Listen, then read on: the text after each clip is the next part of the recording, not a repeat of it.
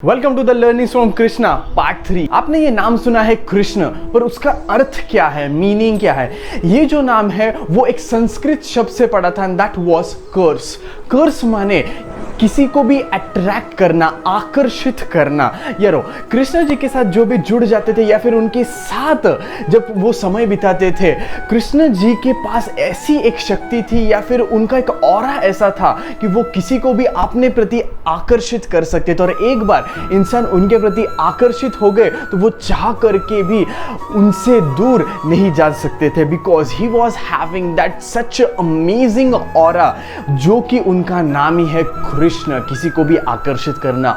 And on the other hand आपने देखा होगा कृष्ण जी का जो रंग है, हमने जो भी फोटोग्राफ्स वगैरह में देखा है, वो ब्लू कलर का है, जिसे हम कहते हैं श्याम रंग। वो क्या होता है आइए जानते हैं। आपने आसमान को देखा है, अगर मैं आपसे पूछूं कि आसमान का रंग क्या है, आकाश का रंग क्या है, तो आप बोलोगे कि इट्स ब्लू कलर, बट नहीं।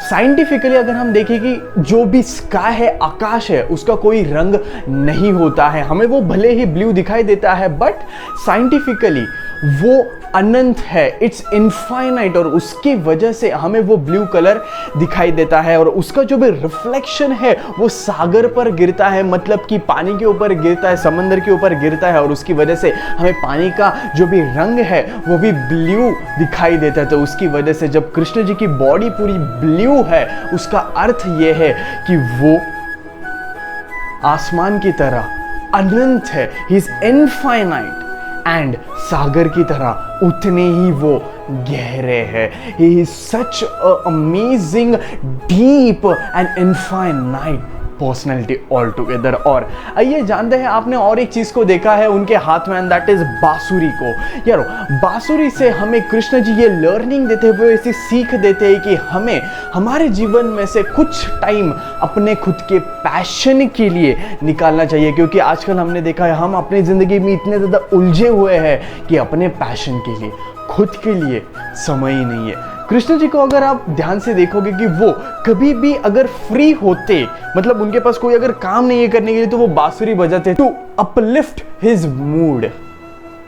वैसे ही यारो अगर हम हफ्ते के 7 दिन काम करते हैं तो उसमें से एक दिन तो हम निकाल सकते हैं खुद के लिए, खुद के पैशन के लिए, क्योंकि वो एक दिन ही जब हम निकालेंगे ऑटोमेटिकली हमारी जो मेंटल हेल्थ है वो भी ग्रो होगी। And on the other hand जब मैं पैशन की बात कर रहा हूँ, आई डोंट मीन कि आपको लैपटॉप के सामने बैठना है, आपको गेमिंग बहुत ज़्यादा पसंद है तो उसको करना है, आपको टीवी देखना बहुत ज़्यादा पसंद है, खाना बहुत पसंद है तो वो करना है। नो, आपको कोई भी फिजिकल चीज़ करनी है जिसकी वजह से आपकी जो फिजिकल हेल्थ है वो भी चुस्त और तंदुरुस्त रहे, साथ ही साथ आपकी मेंटल हेल्थ भी अच्छी रहे, जिसकी वजह से आपको आने वाले हफ्ते में नए नए आइडियाज मिले, नई अंदर से एनर्जी मिले। So that is the symbolic we can say explanation of the बांसुरी, जो कि कृष्ण जी के हाथ में है।